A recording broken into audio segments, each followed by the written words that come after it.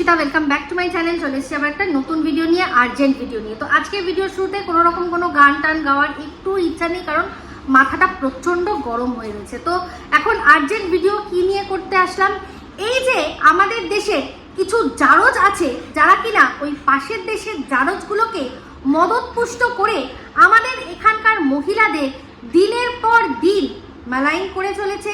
দিনের পর দিন তাদের চরিত্র নিয়ে, তাদের ফ্যামিলি ম্যাটার্স নিয়ে ভিডিও করে ইনকাম তো করে গেছেই, শুধু তাই নয়, যখন দরকার পড়েছে তখন কিন্তু ভারতবর্ষকে ছোট দেখাতেও একটা মুহূর্ত তারা কোনো মতে ছাড় দেয়নি। তো যেখানে যে দেশের থেকে করে খাচ্ছি, যেখানকার মানুষদের নিয়ে নোংরা ভিডিও করে ইনকাম করছি রোস্টিংয়ের নামে, আর অবশ্যই আবার তাদেরও সম্পর্কে নোংরা সেই দেশের সম্পর্কেও নোংরা কথা বলছি।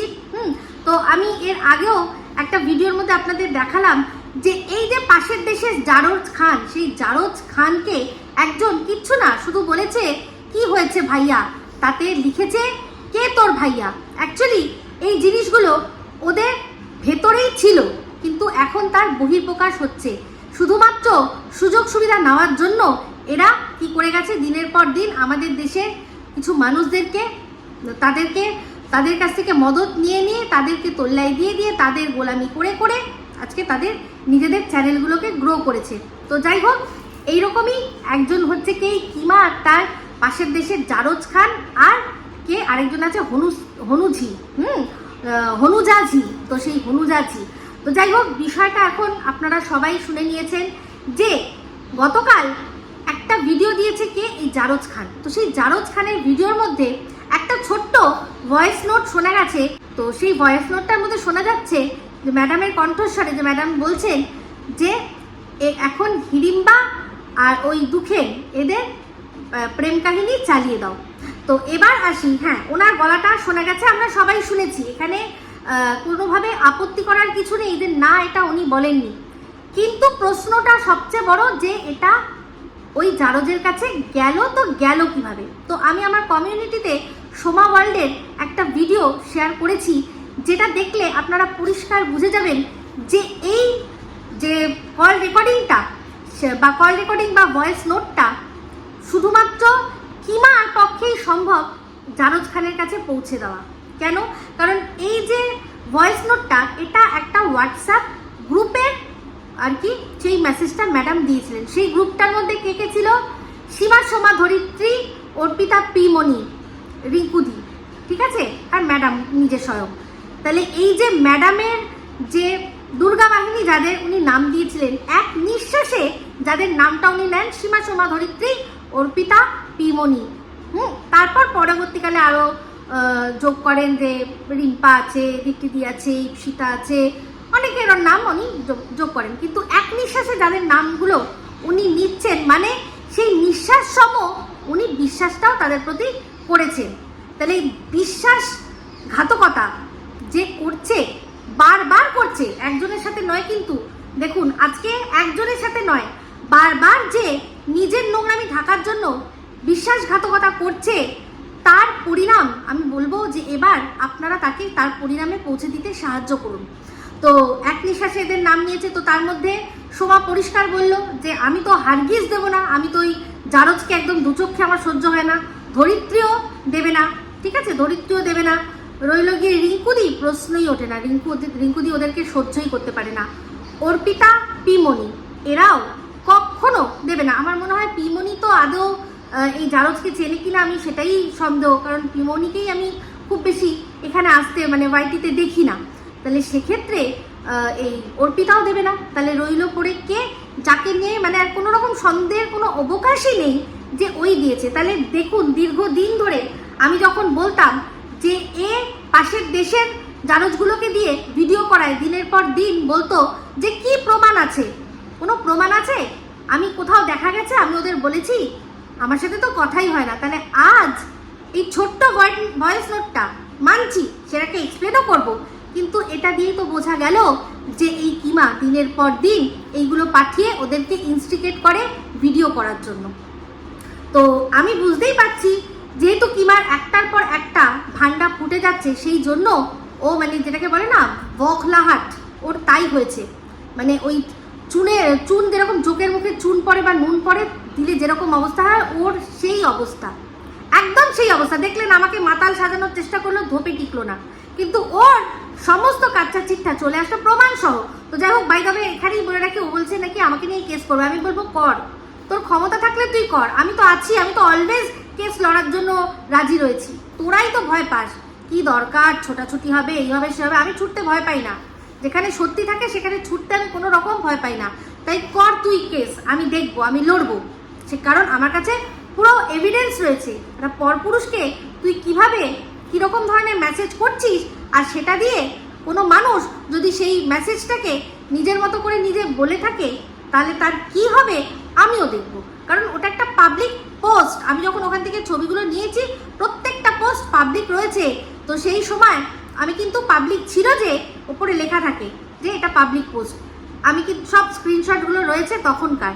এখন সে যদি মনে করে তার পুরো প্রোফাইলটা লক করে দেবে, আমার কোনো যায় আসে না। কিন্তু আমি যখন নিয়েছি তখন তো পাবলিক ছিল, তাই পাবলিক জিনিসকে পাবলিক করেছি। এবার দেখ মানে কোন হিসাবে তুই আমার এগেনস্টে কি করতে পারিস।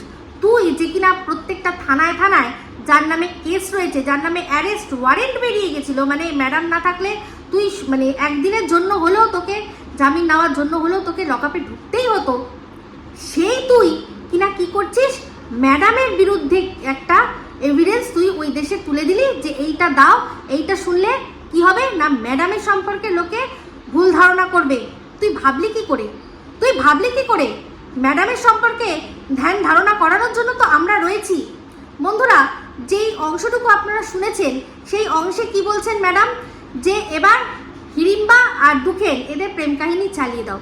আচ্ছা, এই হিড়িম্বা আর দুখেনের মধ্যে প্রেম কাহিনী কেন চালাবে? কেন, এরা কি করেছে যে ওদের মধ্যে প্রেম কাহিনী চালাতে হবে? এরা দুজনই এই কিমার বিরুদ্ধে সন্দীপের সাথে নোংরা সম্পর্কের অভিযোগ তুলেছিল, যেটার জন্য ও দিদিভাইয়ের পা ধরে কাঁদছিল, দেখো কি বলছে। তো তাকে সান্ত্বনা দেওয়ার জন্য বলেছে, তাহলে এবার এদের দুজনেরও প্রেম কাহিনী চালিয়ে দাও। যারা বোঝার, যারা মাথায় বুদ্ধি রাখেন তারা বুঝবেন, বাদবাকিরা যারা অন্ধ হয়ে থাকতে চান, আমার কোনো দায় নেই তাদের দৃষ্টি দান করার। সেই দৃষ্টি দান করার কে ঠেকা নিয়ে রেখেছে? ওই কিমা, তার দোকানের নাম না। তো সেই জন্যই আপনারা তার দেওয়া দৃষ্টিতে, তার চোখ দিয়ে জগৎটাকে দেখুন। আমাদের কোনো যায় আসে না। কিন্তু ও যে এই জিনিসটা করে যেভাবে নিজের মুখোশটা নিজেই টেনে ছিঁড়ে দিল, দিনের পর দিন বলেছে না আমি বলিনি, না আমি করিনি, তাহলে ওই দেশ থেকে আমার বাচ্চাকে নিয়ে, আমার মেয়েকে নিয়ে, আমার ছেলেকে নিয়ে যা নোংরামি হচ্ছে সব ওই করাচ্ছে, প্রমাণিত। যেটা সন্দীপের সম্পর্কে যা যা হয়েছে, ওদের বাড়িতে সিক্রেট রুম রয়েছে, এখানে রয়েছে, সেখানে রয়েছে, আজ বাতকুলা রয়েছে, কাল কৃষ্ণনগরে রয়েছে, সেই সমস্ত কিছু করিয়েছে এই কিমা।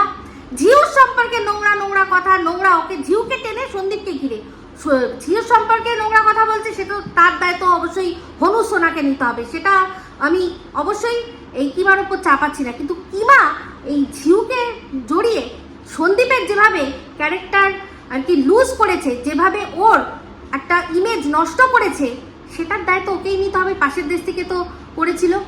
এই জন্যই আমি বারবার বলছিলাম যে এই পাশের দেশের যে জারজের সাথে আমাদের দেশের এই কিমার এর তো খুব ভালো সম্পর্ক, তাহলে ও ওর একটা কথা বলছে, এ তার বিপরীত বলছে, তাহলে কেন দুজনকে আটকাচ্ছে না?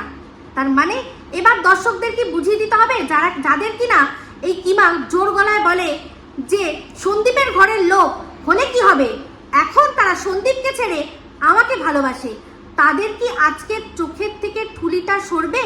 এটা দেখে যে কিভাবে ওই দেশ থেকে দিনের পর দিন সন্দীপকে আর তার ফ্যামিলিকে নোংরাভাবে ছোট করার চেষ্টা, চক্রান্ত চালানো হয়েছিল, যার জন্য আজকে ওই ছেলেটির এত খেটে ব্লগ করেও সেই ব্লগে আপনারা দেখতে যান না।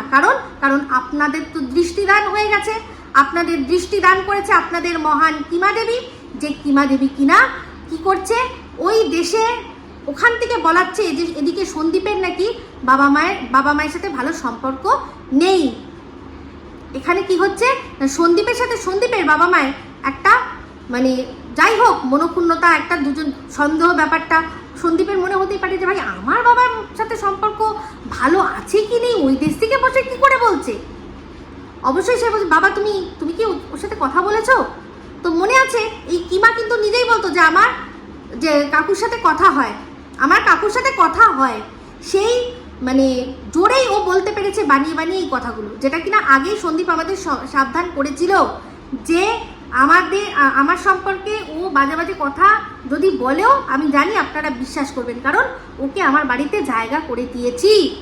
তাহলে কত বড় নোংরা মেন্টালিটির মানুষ, নোংরা একটা ছি, ও জাস্ট ছি, ওর চ্যানেল হওয়া উচিত জাস্ট ছি, যে কিনা সবাইকে শেষ করতে নেমেছিল। কাকে? দিদিভাই, মানে ওর পেয়ারের দিদিভাই, মানে আমাদের সঙ্গীতা ম্যাডাম, সন্দীপ আর আমি, আমাদের তিনজনকে ও মানে একদম শেষ করে দেবে বলেই দিয়েছিল যে তোরা শেষ, আমার জন্য তোরা পেয়েছিলি ভালোবাসা, তোরা এবার শেষ।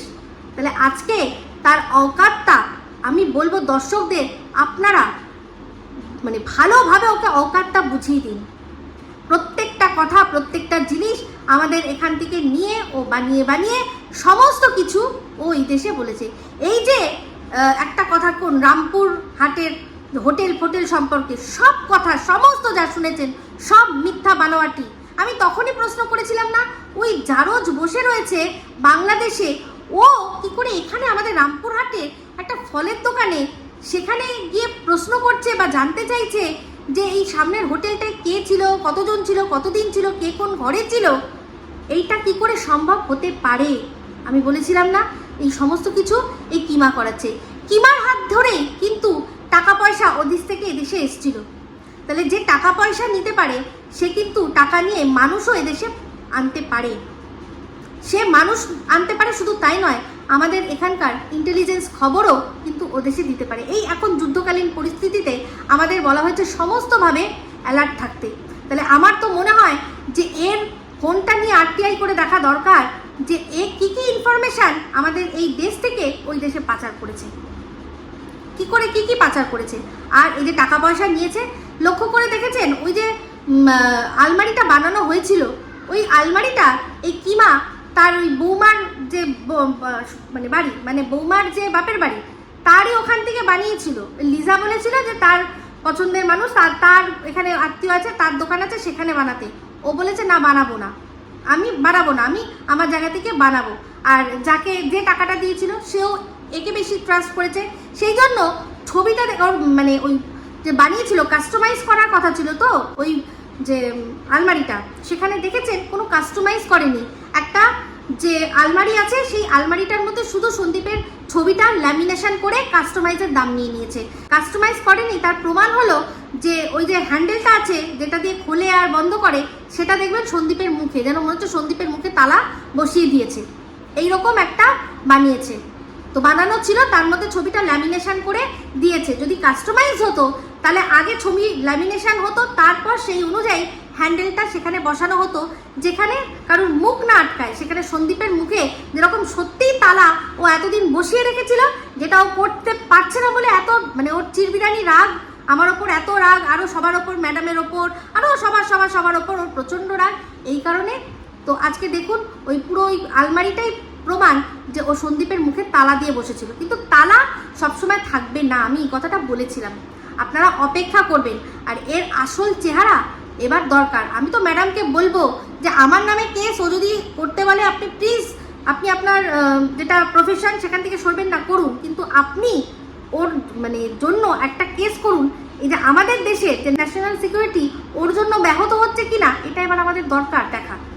ওখান থেকে ও সব এনেছে, টাকা পয়সা এনেছে, কি জানে কটা মানুষও এনেছে, আনতে পারে। বর্ডারে গেছিল না টাকা আনতে, তো কে জানে সেখানে দু একটাকে ওখান থেকে পাচার করে দিয়েছে, বলা তো যায় না, হতেই পারে। এটা অনুমান করে বললাম, সেটা খতিয়ে দেখতে হবে। আর কিবা তোকে বলেছিলাম না তোকে, তোর উল্টো গিনতি শুরু। যতক্ষণ তুই ভগবানের আন্ডারে ছিলি ঠিক ছিলি, কিন্তু তুই যখন থেকে ভগবান হয়ে গেছিস তোর আর কিচ্ছু করার নেই। তোর মুখ আর মুখোশ দুটো আলাদা হয়ে গেছে। কীরকমভাবে দিনের পর দিন এখান থেকে ছোট করাস তুই ওদেরকে, আর বলিস কি আমি ওদেরকে চালনা করি না, অথচ নিজের ভিডিওর মধ্যেই বলিস যে বলবো নাকি, আমাকে বলেছিলি বলবো নাকি ওদের থেকে মামাসি এক করে দিতে।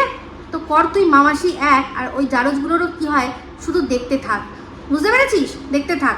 এমনিতেও আমাদের শত্রুদের সাপোর্ট দেওয়ার জন্য সারা দেশ চিচি থুতু করছে, আর তোদের মতো মানুষদের মুখে গিয়ে থুতু দিয়ে আসা উচিত, ওয়াক থু করে থুতু দিয়ে আসা উচিত ওদেরকে সাপোর্ট করার জন্য, ওদেরকে এখান থেকে খাদ্য জুগিয়ে দেওয়ার জন্য, আর এখানকার মানুষদেরকে ছোট করার জন্য। তো যে ম্যাডাম কিনা তোর কান্না দেখে তখন কি করলো, যারা তোকে নিয়ে নোংরা থেকে নোংরা করো ভিডিও করছে তাদেরকেই বললো যে ঠিক আছে তুমি ওদেরকে নিয়ে করো, তোর জন্য বলেছিল, তোকে ছোট করছিল, তো ওরা ওই সন্দীপের সাথে তোর সম্পর্ক জুড়ে দিয়ে দেখ, দুজনেই ঘরকন্যা দিদি আর ওদিকে হচ্ছে গিয়ে ওই দুঃখের, তোকে নিয়ে বলেছিল, তোকে নিয়ে করেছিল। তো তাহলে মানে বলে না যে যার জন্য করি চুরি সেই বলে চোর, এখানে হচ্ছে সেই অবস্থা, একদম তাই। তো যাই হোক বন্ধুরা, জানি হয়তো কিছু থেকে গেল, সেটা পরে অবশ্যই ক্লিয়ার করে দেবো। এই ভিডিওটা এই অবধি রাখছি, যদি ভালো লাগে তাহলে অবশ্যই লাইক শেয়ার কমেন্ট করতে ভুলবেন না। যারা চ্যানেলটা সাবস্ক্রাইব করেননি তারা সাবস্ক্রাইব করে নেবেন। সবাই ভালো থাকবেন, সুস্থ থাকবেন, আবার আসছি খুব শীঘ্রই এক নতুন ভিডিও নিয়ে।